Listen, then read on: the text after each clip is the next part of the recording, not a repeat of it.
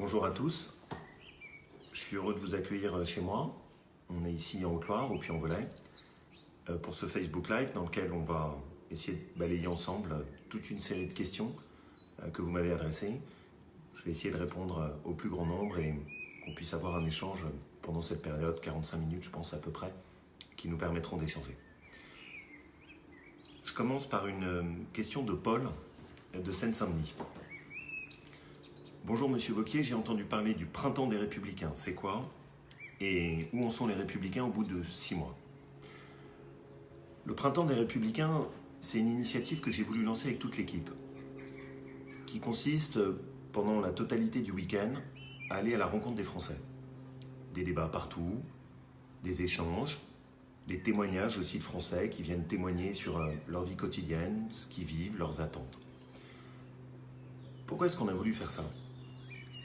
Ça fait 1 an qu'Emmanuel Macron a été élu. Et les Français ont voulu, et c'était normal, lui faire confiance. Au début, lui laisser sa chance. Mais au bout d'1 mois, au bout de 6 mois, au bout de maintenant 1 an, on a de plus en plus de Français qui s'interrogent, qui voient que pas mal de caps qui sont choisis ne correspondent pas à ce qu'ils attendaient, qui expriment des inquiétudes et qui surtout ont le sentiment de ne pas être écoutés. Ce que j'ai voulu pendant cette action du printemps des Républicains, c'est que nous, on porte leur voix. Sur des thèmes qu'on retrouvera d'ailleurs dans les questions que vous m'avez posées. La question du pouvoir d'achat. La justice de ce qui est en ce moment mené, notamment par rapport aux retraités. Les interrogations sur les sujets de laïcité, de communautarisme. L'inquiétude sur les préoccupations sur le terrorisme. Sur toutes ces questions fondamentales, le sentiment qu'on a de plus en plus au bout d'1 an, c'est qu'Emmanuel Macron ne les traite pas vraiment. Et c'est pour ça que ce printemps des Républicains, c'est l'occasion de faire entendre la voix qui est la nôtre, de notre famille politique. Mon sujet, je veux bien que vous le compreniez, c'est pas d'être dans une opposition systématique. Je laisse ça à Mélenchon ou Marine Le Pen qui sont dans la caricature et l'excès. Nous, à chaque fois que des choses vont dans la bonne direction, comme par exemple la réforme de la SNCF, j'ai toujours voulu, pendant ces 6 mois à la tête des Républicains, que nous puissions les soutenir. Mais je ne veux pas rester silencieux quand j'ai le sentiment que les sujets majeurs de notre pays ne sont pas traités. Et pour moi, il y a 2 sujets majeurs. Le pouvoir d'achat. Qu'est-ce qui reste aux classes moyennes?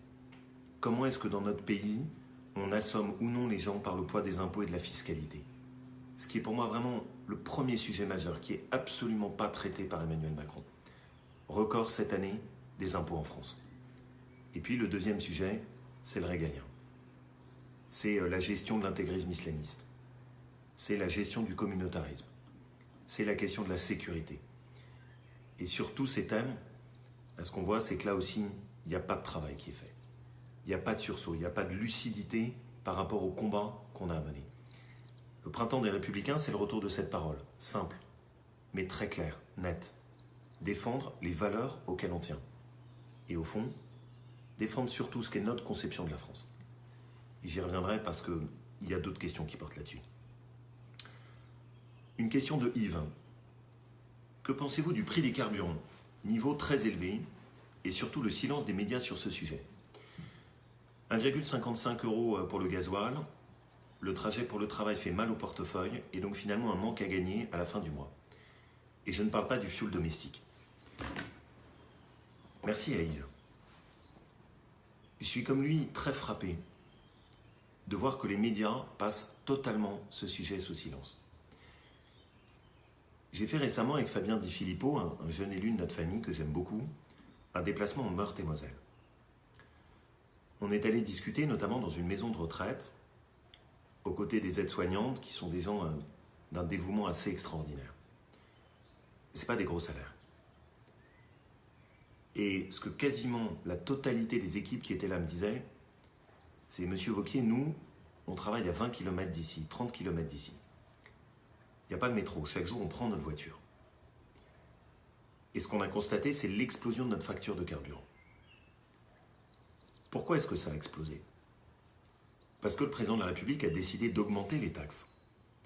Ah, les médias en parlent très peu, mais il faut quand même le dire, et le dire clairement. le choix qu'il a fait, c'est de prendre dans la poche des Français, et très fortement, autant que François Hollande sur le début de son quinquennat. Le résultat, c'est quoi à l'arrivée? C'est qu'effectivement, le prix de l'essence a explosé, et qu'il a très fortement augmenté, et que ça n'est que le début. Parce qu'ils ont prévu chaque année d'augmenter un peu plus la taxe sur le gasoil. Il s'est déjà décidé. On a essayé de faire un calcul pour un couple moyen qui va travailler à peu près à 30 km de chez lui et qui se chauffe au fioul, comme est la question de Yves. On peut penser que dans 5 ans, la perte de pouvoir d'achat sera de 500 à 600 euros. Pour des ménages qui parfois gagnent 1300, 1500 euros. C'est n'importe quoi. Et surtout, ce qui m'inquiète, c'est que tout ça est fait dans le silence et la complicité la plus absolue de tous les commentateurs. Cette question, je veux que les Républicains puissent la poser. Et je veux que nous, on soit précisément la famille qui porte ça, parce que personne d'autre n'en parle. Vous n'entendrez pas les autres aborder ce sujet. Pour moi, ça fait partie des préoccupations que précisément je veux qu'on puisse remettre au premier plan. Et vous savez, en réalité, derrière l'essence, c'est des choses plus profondes. C'est quelle reconnaissance pour tous ceux qui travaillent chaque matin. C'est aussi, qu'est-ce qu'on a comme conception de la France? Est-ce que ce qu'on dit aux Français, vous n'avez qu'à prendre le métro, comme Marie-Antoinette disait, acheter des brioches? Ou est-ce que, dans la façon dont on construit notre pays, on comprend profondément que oui, il y a des gens qui sont parfois modestes, qui vont travailler loin de chez eux, et pour lesquels la facture d'essence, c'est pas anodin. Ce sujet, pour moi, il est très révélateur de la coupure entre toute une partie des journalistes, toute une partie des commentateurs, toute une partie de la classe politique et la réalité du pays. Vous me connaissez, moi, le choix que j'ai fait, c'est précisément de porter ces thèmes, de se battre pour qu'on puisse les mettre sur le devant de la scène, parce que personne d'autre le fait, et parce que c'est exactement symbolique de toute la façon dont fonctionne en ce moment la politique et les médias, avec une coupure extrêmement importante par rapport au réel.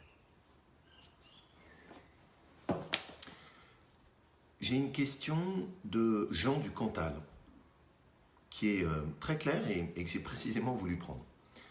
Et puis ça me permet aussi de saluer les gens du Cantal. J'étais dans le Cantal la semaine dernière. Bonjour Laurent. Ma question. La politique de l'actuel président et du gouvernement est clairement à droite. Eh bien, je ne le crois pas, Jean. Et je dois une réponse là-dessus qui soit tout à fait franche. Non, la politique du président n'est pas à droite.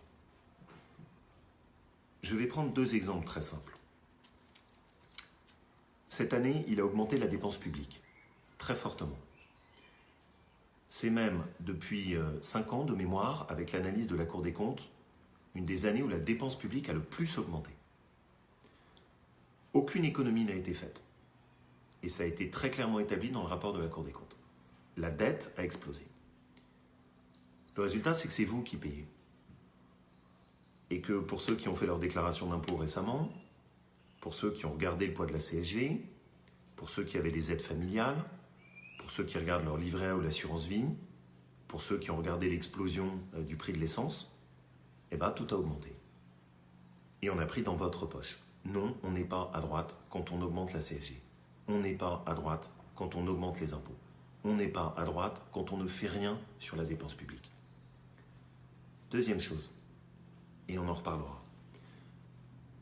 Jamais notre pays n'a accueilli autant d'immigrés depuis plus de 30 ans. 260 000 titres de séjour. Il n'y a aucun effort qui est fait pour réguler l'immigration. La réalité, c'est que la loi qui vient d'être votée a encore ouvert un peu plus le regroupement familial en permettant à des mineurs qui sont chez nous, non seulement de faire venir leurs parents, mais aussi leurs frères et sœurs. On n'est pas à droite quand on fait ça. C'est pas une politique de droite, parce que c'est une politique qui continue à être dans le même aveuglement.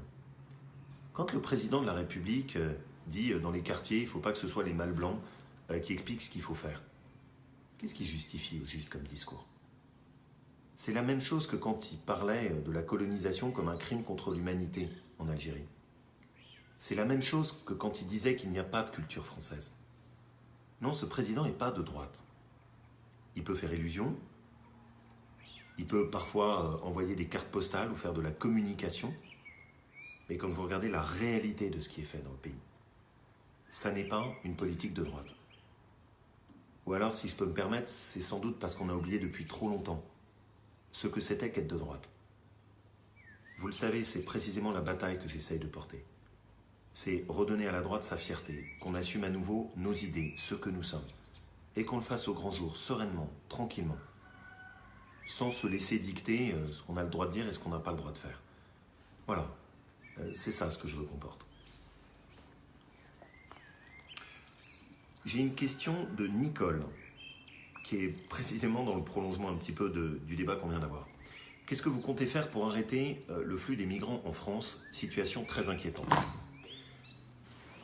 Oui, Nicole, c'est une situation très inquiétante. C'est une situation très inquiétante parce qu'au fond, et si on regarde notre pays, on a une situation économique qui est quand même pas si facile que ça. On a du mal à intégrer ceux qui viennent chez nous. Et donc, logiquement, ce serait le bon sens, on devrait réduire de façon très importante le nombre d'étrangers qu'on accueille chaque année. Eh bien, on fait exactement l'inverse. Ce qu'on fait au contraire depuis l'élection d'Emmanuel Macron, c'est qu'on accueille sans cesse plus d'étrangers sur notre territoire.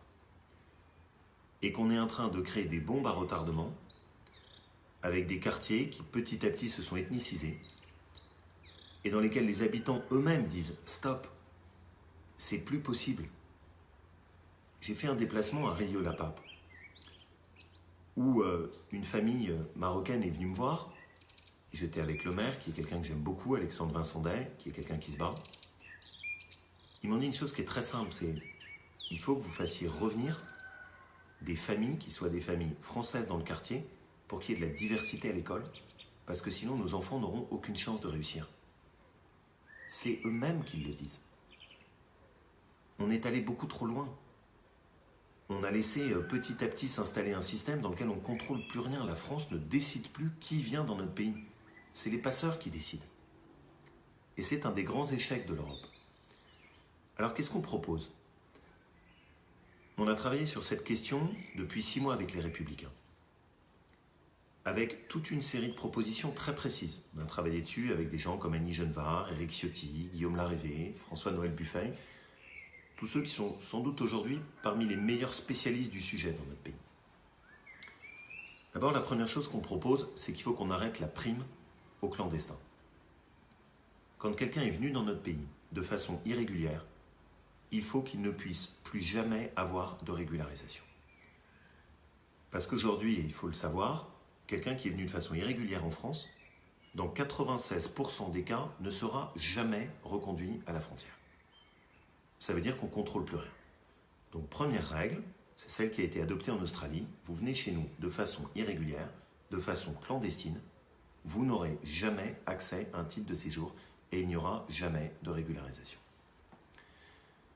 La deuxième chose, c'est qu'il faut qu'on se fixe des règles et que chaque année, on définisse des plafonds maximum au-delà desquels on dise on n'ira pas plus loin et à partir de ce nombre-là, il n'y aura plus de titres de séjour qui seront délivrés cette année. J'estime qu'il faut au moins diviser par 2 le nombre de titres de séjour qui aujourd'hui sont délivrés. Comment le faire? Aujourd'hui, le regroupement familial a été complètement contourné. Et on a un regroupement familial où en fait, quelqu'un vient en éclaireur dans notre pays et puis après, on fait venir toute la famille pour des questions qui n'ont plus rien à voir avec le travail, parfois parce que le système social est très généreux, parfois parce que ça permet de se faire soigner, et au fond, on a complètement contourné nos règles juridiques. Je veux qu'on refixe des règles simples. Quand vous arrivez dans notre pays, vous ne pouvez pas faire venir toute votre famille automatiquement. Il n'y a pas un droit à faire venir toute sa famille dans notre pays. Il faut qu'on ait les moyens de faire vivre sa famille, il faut qu'on ait un appartement, il faut qu'on maîtrise parfaitement le français, tout le monde, il faut qu'on soit là depuis un certain temps, et donc on n'ouvre pas les vannes du regroupement familial comme ça automatiquement. Je veux qu'on revienne et qu'on remette en cause le regroupement familial parce qu'aujourd'hui, il est complètement détourné. Quatrième sujet, la question du droit du sol. Vous le savez, on en avait parlé ensemble. Je suis allé à Mayotte voir ce qui se passait. À Mayotte, vous avez des clandestins qui arrivent juste pour que ensuite leurs enfants puissent acquérir automatiquement le droit du sol en débarquant sur le sol français. Et on se retrouve avec une île qui est aujourd'hui submergée et où le droit du sol est complètement contourné. Le droit du sol, ça ne peut pas être ça. Et il faut qu'on arrête de donner la nationalité française à des enfants si leurs parents sont arrivés de façon irrégulière dans notre pays. Parce que sinon, là encore, c'est toujours le même système, c'est la prime aux clandestins et la prime à ceux qui arrivent de façon irrégulière sur notre territoire. Et puis enfin, je pense qu'il faut qu'on puisse mener une politique qui soit enfin une politique de retour à la fermeté, notamment sur ceux qui sont irrégulièrement en France. On a à peu près, si on reprend les chiffres, aujourd'hui au moins 300 000 clandestins qui sont dans notre pays. Il faut qu'il y ait une expulsion là-dessus. Parce qu'aujourd'hui, on ne s'occupe pas bien de ceux qui sont arrivés régulièrement et on donne une prime à ceux qui sont arrivés irrégulièrement. L'aide médicale d'État est complètement représentative de ça. On offre l'accès à notre système de soins gratuitement à des gens qui n'ont même pas cotisé, qui sont arrivés de façon irrégulière. On ne peut pas continuer comme ça. Et puis enfin, je pense qu'il faut qu'on reprenne la maîtrise d'un discours qui, à un moment, avait fait la fierté de notre pays. Vous savez, je me souviens d'un échange que j'avais eu à Belfort avec quelqu'un qui venait d'Algérie et dont le père avait combattu aux côtés de l'armée française pour libérer au moment de la Seconde Guerre mondiale notre pays. Qui était arrivé dans notre pays, qui avait combattu et qui s'était arrêté à Belfort où il était tombé amoureux d'une Française. Et le témoignage de son fils était poignant. Il était devenu élu municipal à Belfort, il avait travaillé, élevé ses enfants, et il m'avait dit, vous savez, ce que nous disait mon père matin, midi et soir, c'est tu dois devenir plus français que les Français. Et ça, c'est la fierté de ce qu'était l'intégration française. Aujourd'hui, le sentiment trop souvent que j'ai, c'est qu'on a accepté nous-mêmes qu'on puisse venir chez nous sans respecter notre mode de vie. Et ça, je pense que c'est une profonde erreur. On a laissé la laïcité être mise en cause. Et donc, il faut reprendre la main. Et dire clairement, quand on vit en France, il faut qu'on respecte ce que sont les règles de notre pays, son mode de vie, et qu'on ait à cœur de s'y adapter. Vous savez, il y a cette phrase de l'Antiquité latine que j'aime bien, quand tu vis à Rome, tu t'habilles comme les Romains. Ben ça, c'est ce que j'attends. Ce qui veut dire que pour moi, quand un étranger professe la haine de la France, il doit immédiatement être expulsé. Alors regardez le contraste ahurissant qu'on a aujourd'hui. En Autriche, ils ont décidé d'expulser 100 imams, qui étaient des imams intégristes. Et nous, à l'inverse, qu'est-ce qu'on vient de découvrir? Qu'on a donné le droit d'asile à un des cadres combattants de Daesh qui était venu en France et auquel gentiment notre système avait donné le droit d'asile et de réfugié politique. Mais on marche sur la tête. On marche sur la tête. Et je sais très bien qu'en plus, on n'a même pas le droit de dire ça dans notre pays. Bien, je le dis parce que je le pense. Et je le dis parce que j'en ai assez qu'on se voile les yeux et qu'on arrête de regarder la réalité en face. Voilà, ni plus ni moins, une politique ferme, mais il est grand temps de reprendre la main. Parce que oui, la situation actuelle est très inquiétante. Et je ne sens en aucun cas une détermination d'Emmanuel Macron. Aucune de ces mesures, qui sont pourtant de bon sens, n'a été reprise. Mais il faut continuer à se battre. La question de Françoise, qui est sur précisément les questions qu'on a abordées, droit du sol, double nationalité. Françoise, vous l'avez compris, ma détermination, elle est totale sur ces questions. J'ai une question d'Agathe, un peu plus légère. Qu'est-ce que vous voudriez faire et que vous n'avez pas le temps de faire? Agathe, hier, mon fils passait un examen d'anglais. Pour lui, c'était important. Et moi, j'étais dans la Drôme. Ben, c'est ça ce que j'ai pas le temps de faire. Et ça, j'ai pas aimé. Parce que pour lui, c'était un examen important et j'aurais dû être là. Parfois, dans mon engagement politique, ce qui est dur, c'est que je suis amené à m'occuper beaucoup des autres et que de temps en temps, les miens me disent « On aimerait bien aussi que tu t'occupes un peu de nous ». J'essaye d'être très attentif là-dessus, parce que pour moi, ça compte. Et puis, ils grandissent à toute allure. Donc, ça fait partie des sujets sur lesquels j'essaye de faire attention. Mais oui, clairement, ce que je n'ai pas le temps de faire, c'est ça. Je pourrais parler de plein d'autres choses. j'aime courir à pied, je cours pas assez, j'adore lire, je lis pas assez, mais tout ça c'est anecdotique. En revanche ça, j'aime pas. Et j'essaye de faire très attention, mais par exemple hier j'y suis pas arrivé. Voilà, c'est un exemple de ce que j'arrive pas à faire. Jonathan, que pensez-vous du tract distribué ce week-end lors du Printemps des Républicains pour que la France reste la France? Jonathan, je vais être très simple. Ce tract et cette phrase, je l'ai choisi. Je l'ai choisi moi-même. On l'a partagé avec notre équipe et je l'assume totalement. Parce que je pense que c'est une question essentielle. Au fond, le débat politique est devenu tellement aseptisé qu'on a maintenant des politiques qui ne disent plus rien et qui se sont complètement déconnectés de la réalité. J'ai été ahuri de voir que cette phrase a généré un débat et même une polémique. C'est pourtant une question que beaucoup de Français se posent. Où en est l'identité de notre pays? Est-ce qu'on va continuer à assister en silence au fait que notre pays change de nature? Est-ce qu'on va continuer à accepter qu'une minorité dicte sa loi à la majorité? Est-ce qu'on va laisser petit à petit notre pays se faire gangréner par les revendications de l'intégrisme islamiste? Ces questions-là, moi je vois bien que les Français, ça les hante. Et ils ne sont pas racistes pour autant. Ils n'ont juste pas envie que leur pays change. Alors oui, je continuerai à le dire. Et je n'ai pas du tout l'intention de baisser pavillon sur cette question. Parce que pour moi, c'est la question centrale. La question centrale, c'est celle-là, c'est celle des valeurs, c'est celle de l'avenir qu'on veut pour notre pays. C'est ce qu'on lui propose. Et donc, je ne vais pas laisser quelques bons esprits nous expliquer qu'on n'a pas le droit d'en parler, qu'on n'a pas le droit de le dire, que c'est des thèmes tabous. Ah bon? François Mitterrand, lui, en parlait dans les années 80. Le général de Gaulle en parlait. Et pourtant, les problèmes à leur époque étaient beaucoup moins durs que les problèmes qu'on a aujourd'hui.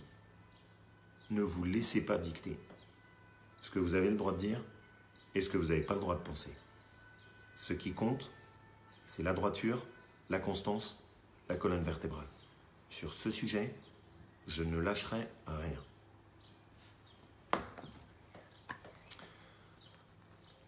J'ai une question de Jérôme. Quel est votre meilleur souvenir en politique? C'est ici, Jérôme. C'est le Puy-en-Velay, c'est ma ville. C'est ces années où j'ai été maire. J'adore ma ville. Vous le savez, ça m'est parfois reproché même. C'est une petite ville. Elle fait 20 000 habitants, dans un département qui est la Haute-Loire, au sud de ma région, Auvergne-Rhône-Alpes. Et j'ai adoré m'occuper de ma ville. J'ai adoré me battre pour petit à petit essayer de réinstaller des emplois. Parce que ça faisait des années que chez nous, on n'avait pas installé de nouvelles entreprises. On a réussi à installer, par exemple, un groupe qui était lié à Hermès, ici, chez nous, qui a donné de l'emploi à 300 familles. J'ai adoré me battre pour réhabiliter la ville petit à petit. C'était une ville qui perdait de la population, et puis elle en a gagné. Et petit à petit, la ville, maintenant, regagne des habitants. On s'est battu pour réaliser des grands projets. Par exemple, l'éclairage de nuit de la ville, qui est devenu magnifique. On s'est inspiré de Chartres, je dois bien l'avouer, et qui draine des touristes maintenant chaque soir pendant la période d'été. Et venez voir, c'est magnifique. On est sur les chemins de Saint-Jacques-de-Compostelle. Il y a une cathédrale qui est superbe. Les gens partent le matin comme ça sur les chemins en direction de l'Espagne. Il y a une belle ambiance. C'est une ville qui est à la fois auvergnate et occitane. On a réhabilité les maisons en essayant de mettre en valeur les façades qui sont des façades de couleurs différentes. On a porté des projets sur lesquels j'ai beaucoup aimé me battre, qui étaient l'apprentissage de la lecture pour les enfants, en essayant de remettre des méthodes qui étaient des méthodes où on mesurait les progrès de chaque enfant. Voilà, c'est tout ça ce que j'ai aimé. Et vous savez, ça fait partie de ces petits bouts de territoire qui parfois dans le débat parisien sont oubliés et qui pourtant ont plein d'atouts. Il faut juste un peu veiller sur eux. Et voilà, moi j'ai beaucoup aimé ça. C'est sans doute mon meilleur souvenir en politique. J'ai une question des Républicains de la Roque d'Antéon. Bouches-du-Rhône. qui est un territoire que je connais bien, dans lequel je vais de temps en temps. Pour tout vous dire, j'ai ma belle famille qui habite pas très loin. Êtes-vous favorable à des alliances En Marche, les Républicains, lors des prochaines municipales? C'est hors de question. C'est hors de question parce que précisément, moi, je n'aime pas ces petites alliances, ces petites tambouilles, où on s'entend sur le dos des Français et des électeurs pour surtout se partager le pouvoir. C'est toute la comédie que je déteste. Et je pense que ce qui a tué les Républicains, c'est qu'au fond, on a fini par se définir en fonction du Front National, en fonction des socialistes, en fonction d'En Marche. Moi, je porte nos couleurs. Et donc, je veux qu'on ait des candidats partout. Prenons un exemple très simple. Macron augmente les impôts. En Marche ne fait pas d'économie sur la dépense publique. Moi, je veux au contraire que nos candidats aux municipales, eux, ils portent un programme dans lequel ils s'engagent à ce qu'il n'y ait pas d'augmentation d'impôts. Quand je vous dis ça, est-ce que vous pouvez me croire? Je suis président de la région Auvergne-Rhône-Alpes. Plus de 8 millions d'habitants. Dans ma région, en 2 ans, on a fait le plus grand programme de lutte contre le gaspillage de l'argent public qui ait jamais été fait dans une collectivité française. On est la seule région fusionnée à avoir été capable de baisser à ce point-là les frais de fonctionnement administratifs. Et aujourd'hui, on est classé comme la collectivité la mieux gérée, et même on est classé devant l'État. Et bien ça, pour moi, ça fait partie d'une même constance, la colonne vertébrale. Vous le savez, j'ai quelques repères simples. Avoir le courage de dire les choses, le bon sens de la colonne vertébrale.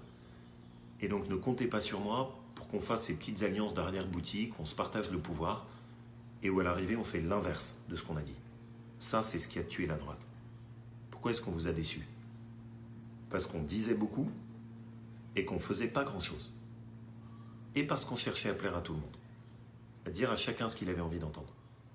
La nouvelle droite que je veux rebâtir, des repères clairs, une boussole. Parfois il y a la tempête, parfois il y a les grosses vagues, mais on tient le cap. On ne change pas, on ne dévie pas.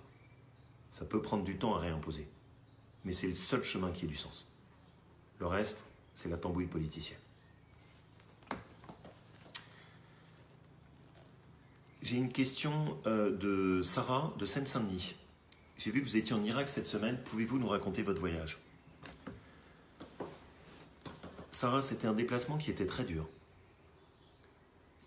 J'ai voulu aller en Irak pour 2 raisons.